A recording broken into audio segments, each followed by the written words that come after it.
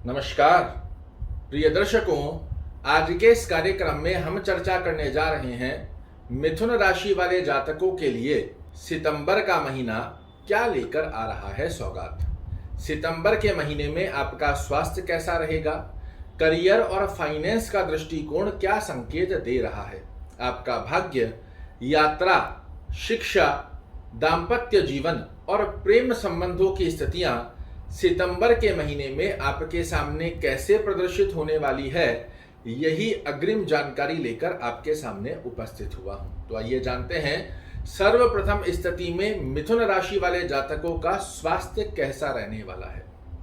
मिथुन राशि वाले जातकों के लिए लग्नेश होते हैं, लग्न के स्वामी होते हैं बुध देव, और सितंबर के महीने में आपके लिए एक भद्र महापुरुष राजयोग का निर्माण करते हुए पाए जाएंगे।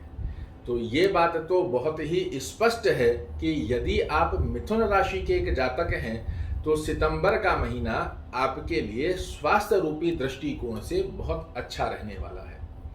ना सिर्फ स्वास्थ्य रूपी दृष्टिकोण से, अपितु आप अपने भाग्य, बुद्धिमता, चातुर्यमता के दम पर भौतिक सुखों को भी अर्जित करेंगे और अपने मनोरथों को भी पूर्ण करने का योग बुद्ध महाराज की कृपा से आपके लिए बनता हुआ दिखाई देगा।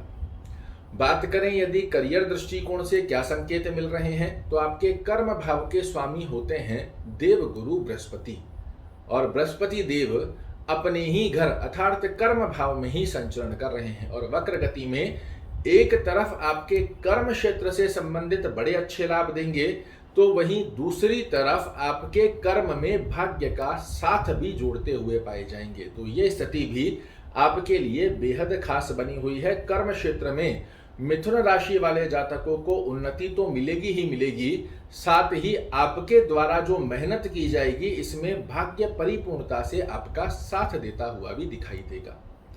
यदि बात करें फाइनेंस दृष्टिकोण से धन की स्थिति सितंबर के महीने में क्या संकेत दे रही है, तो सबसे पहले धन के स्वामी होते हैं देव गुरु बृहस्पति और पंचम दृष्टि से आपके धन भाव को देख रहे हैं। सितंबर के महीने में कोई भी ऐसा कार्य जो कि विशेष रूप से धन से संबंधित आपके जीवन में रुकावटें उत्पन्न कर रहा था, वो स्थिति समाप्त कर धन से रुके हुए कार्य आपके लिए 100% पक्ष स्वरूपी योग को दर्शाने वाले हैं। बिल्कुल तैयार हो जाइए, किसी प्रकार के मानसिक तनाव की आवश्यकता नहीं है।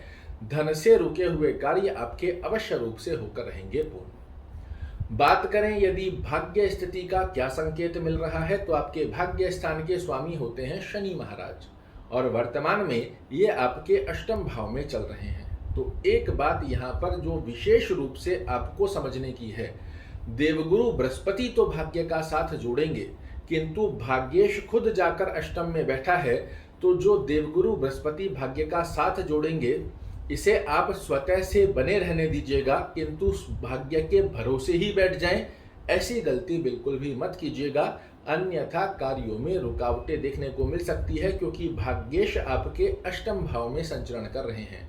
एक बात तो तय है, आपको इस ड्यूरेशन में सितंबर के महीने में बहुत कुछ ऐसा विशेष सीखने को मिलेगा जो शायद आज से पहले आपने ना सीखा हो, और वही आपको 24 कैरेट गोल्ड भी बनाता हुआ पाया जाएगा। किंतु अपनी कर्म दक्षता के ऊपर विश्वास रखिएगा। भाग्य जो देवगुरु बृहस्पति स्वतः से जोड़ दें इसे अपने साथ रखिएगा, किंतु भाग्य के भरोसे आपको बिल्कुल भी नहीं बैठना है।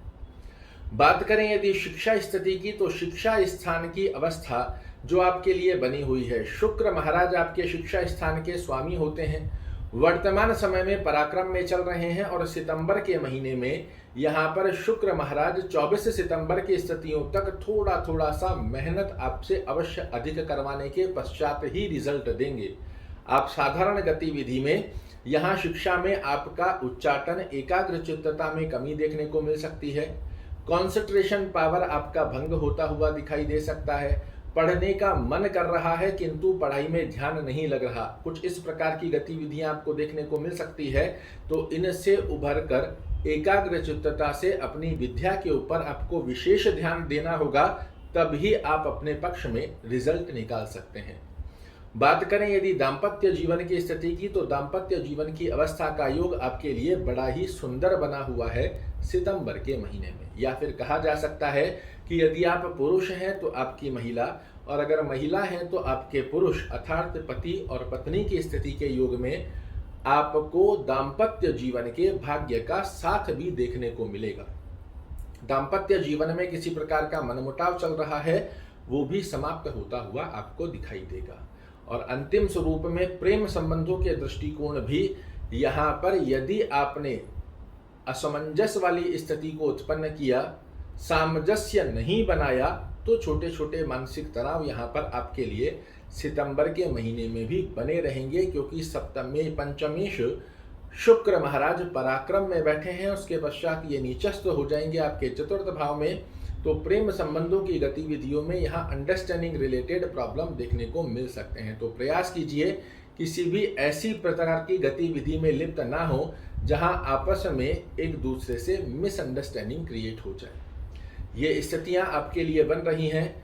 अब जानते हैं उस ब्रह्म की के बारे में जिसका सदुपयोग और पालन कर कर आप बना सकते हैं सितंबर के महीने को यादगार। नित्य 108 बार ओम बुधाय नमः इस मंत्र का जाप करना आपको बड़े अच्छे लाभ देता है।